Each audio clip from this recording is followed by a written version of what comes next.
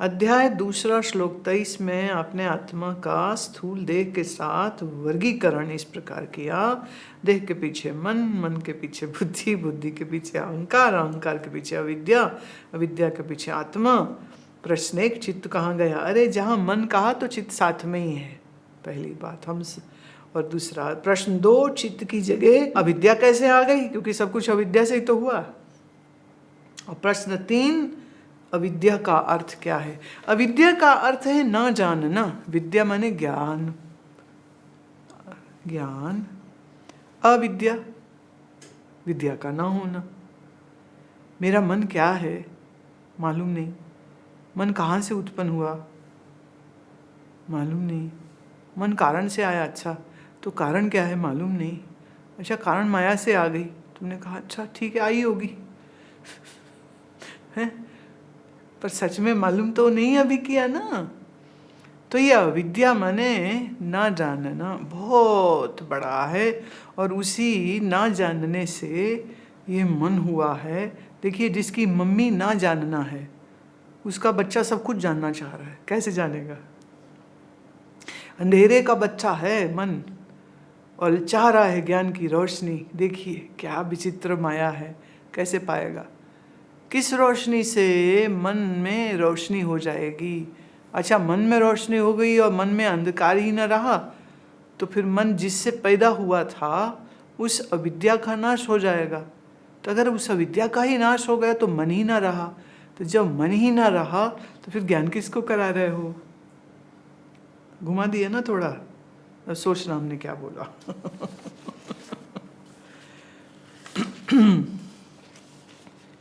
ये प्रश्न रिचा का, डॉक्टर रिचा फ्रॉम लंदन।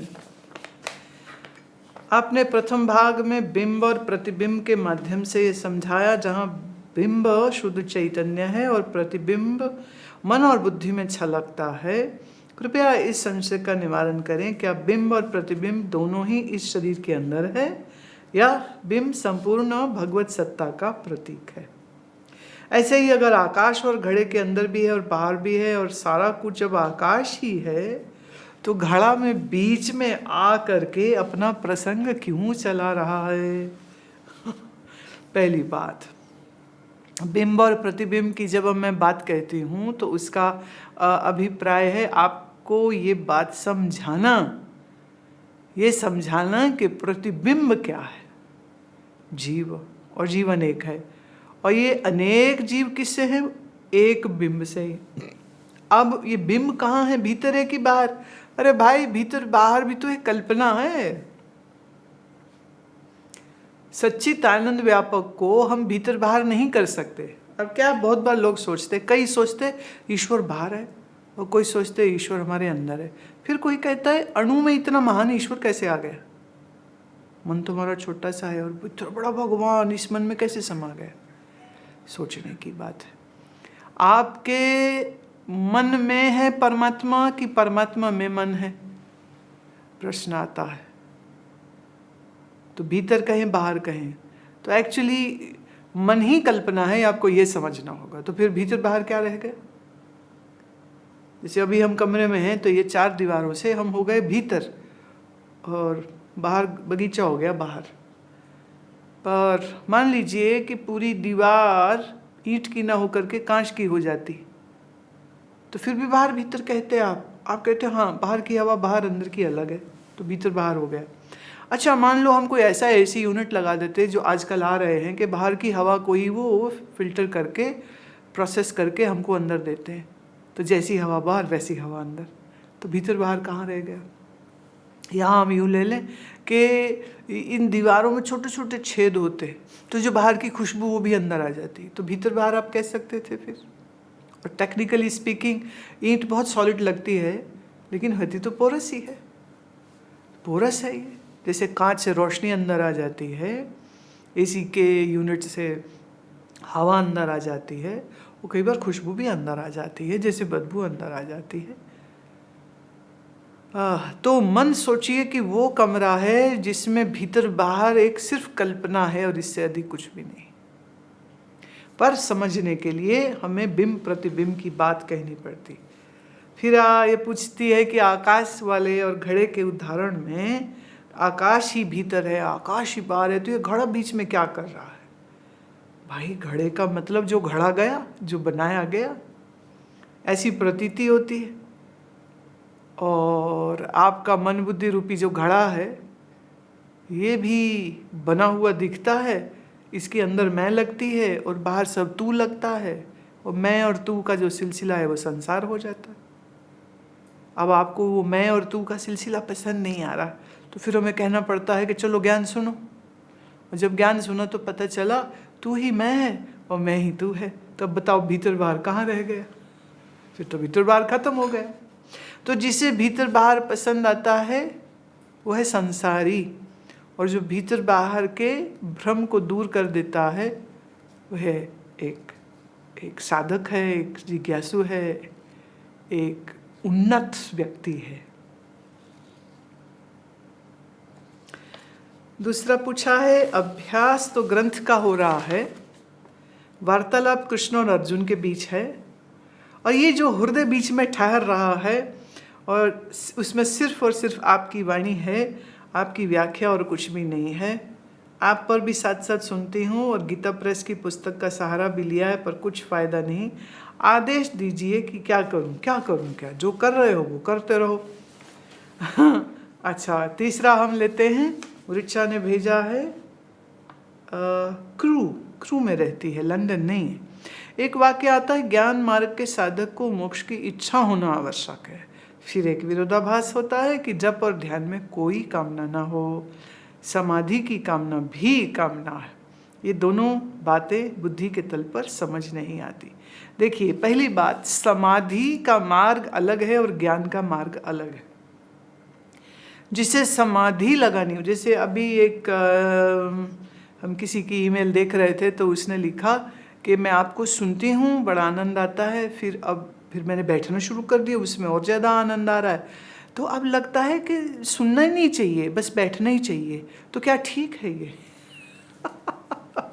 भाई सुने हो तो पता चला ध्यान है, जो सुनते ही नहीं तो ध्यान का कैसे पता चलता? तो अब ध्यान में बैठना इतना अच्छा लग रहा है तो सुनना भी चाहिए क्या? अब देखो, ये हो गई ध्यान ज्ञान के मार्ग की बाधा। एक उदाहरण मैं देती हूँ। एक बार 14 साल की आयु में हमने पहला मौन किया, 21 दिन का मौन।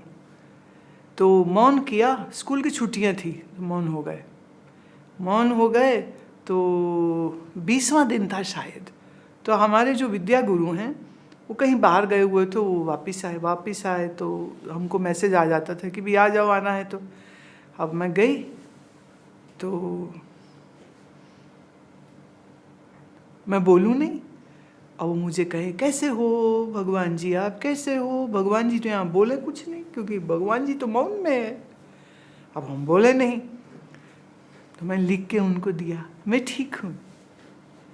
तो वो कहते हमने तो बोला मौन रखना चाहिए, हमारे ही सामने मौन करेगी? अब छोड़ो मौन को, हमसे बात करो। मैंने सिर्फ एक दिन पहले, जस्ट 1 day बिफोर, मौन का संकल्प तोड़वाया उन्होंने हमारा। हमने संकल्प तोड़ दिया और फिर इतने दिन बोले नहीं ना, तो गला चले नहीं, बड़ी मुश्किल से आवाज़ आई। फिर मैंने कहा बोल के, जी मैं ठीक हूँ। इतनी आवाज़ ही निकली। कहते अब ठीक है, अब मौन में रहो। Gurus are bad, very bad. अभी खुद तोड़वाया मेरा मौन। अभी कहते अच्छा अभी मौन में रहो, अभी दूसरों से नहीं बोलना। क्या मौन तो खुलवा दिया आपने। अच्छा, जब 21 दिन माने एक दिन जो, और 20वां दिन मतलब उस दिन का दिन, और फिर 21वां माने अगला दिन, और फिर जो 22वां दिन था, 22वें दिन में सत्संग के लिए कोई 10-12 स्त्री पुरुष बैठे हुए थे। मैं जब वहाँ पे पहुँची तो कहते आओ जी, आज ना इसका 21 दिन का मौन पूरा हो रहा है। लो, हमें क्या, हम तो गए और खूब उन्होंने पीठ थपथपाई, वाह You have done your silence retreat of 21 days. Just 14 years old, young girl. You are very, very blessed soul. And lot of, appreciation. And I'm wondering, how come? He made me talk a day ago. But after one sentence, he said, now be silent. Back to silence. No more talking. Okay, fine. तो वो कहते हैं कि गुरु के सामने अपनी साधना नहीं दिखानी चाहिए. तो ध्यान इसलिए है कि गुरु से सीखा है, गुरु से समझा है, मन आपका बिगड़ा हुआ है, उसको टिकाने के लिए ध्यान की आवश्यकता होती है. पर कई ऐसे भी प्राणी हैं, अब मुझे भी मिले, जैसे हम उनको मिले ऐसे हमको भी कई मिल गए, पर ऐसे निकम्मे वो अपनी साधना करने के लिए हमें ही छोड़ के चले गए. हम तो साधना करेंगे. तो हो गई ना समाधि भी बाधक, हो गया ना ध्यान भी बाधक. तो इसीलिए कहा जाता है कि ज्ञान मार्ग में साधक को सिर्फ मोक्ष की इच्छा होनी चाहिए, न समाधि की, न संसार की. जैसे एक सज्जन हमें मिले, वो कहते हैं योग में विभूतिपाद में कहा कि योगी को दूरदृष्टि, दूर श्रवण, गायब हो जाना, अणु जितना हो जाना, ये सब सिद्धि हो जाती. मेरे को वो जानना है. क्या करोगे? कहते नहीं, सिद्धि तो हो जाएगी ना.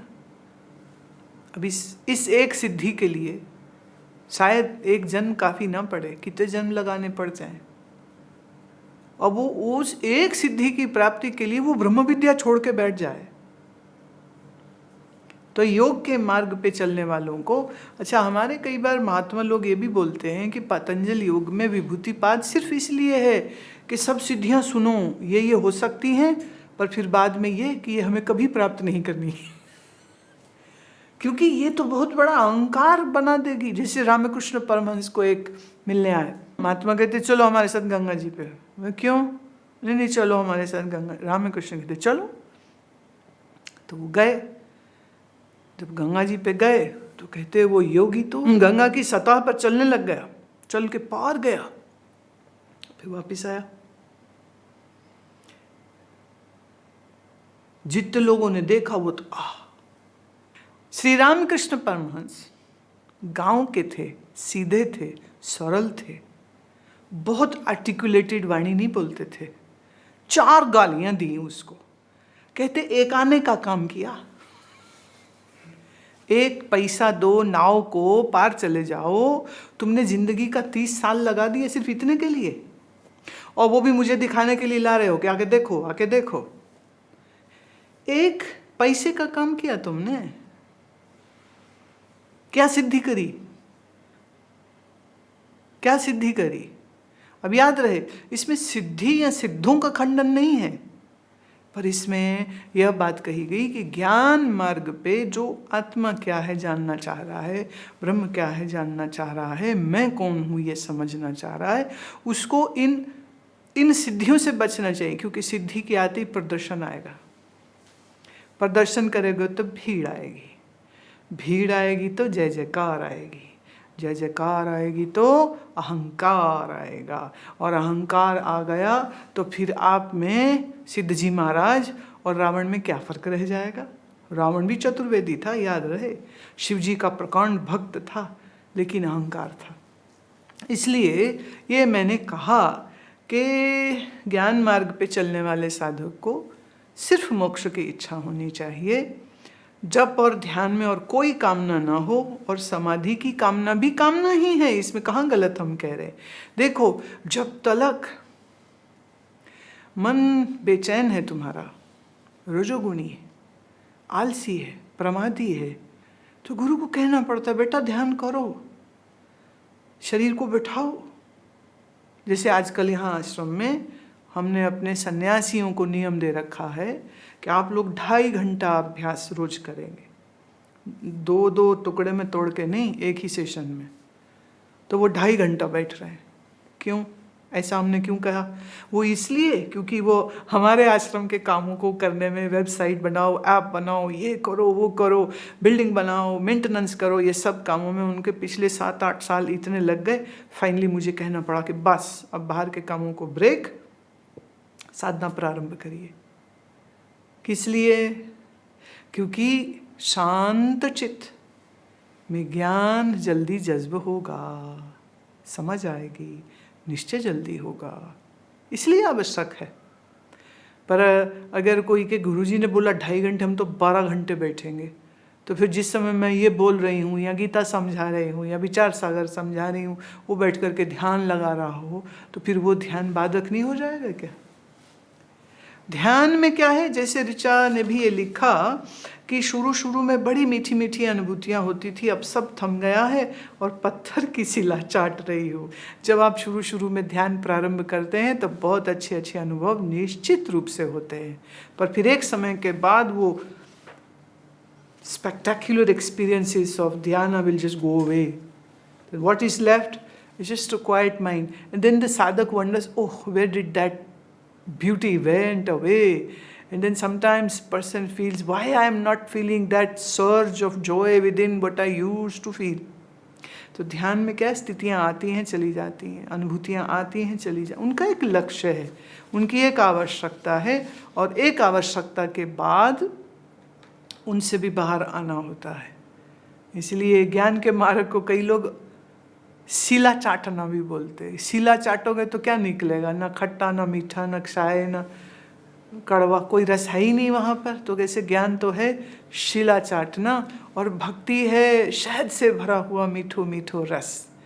लेकिन अज्ञान की निवृत्ति तो ज्ञान से होगी, अज्ञान की निवृत्ति भक्ति से नहीं होगी। पर भक्ति की जरूरत है आपके मन को सत्वगुणी बनाने के लिए। तो सत्वगुणी मन बनाना है तो ध्यान भी चाहिए, जप भी चाहिए, परंतु ज्ञान के मार्गी को सिर्फ सद्गुरु का दिया ज्ञान चाहिए, इसलिए श्रवण करना आवश्यक हो जाता है। अष्टावक्र गीता में तो अष्टावक्र भगवान कहते हैं श्रवण मात्रेन, मात्र श्रवण करने से जो उत्तम अधिकारी है उसको आत्मनिष्ठा की प्राप्ति हो जाती है। इसलिए श्रवण बहुत आवश्यक है।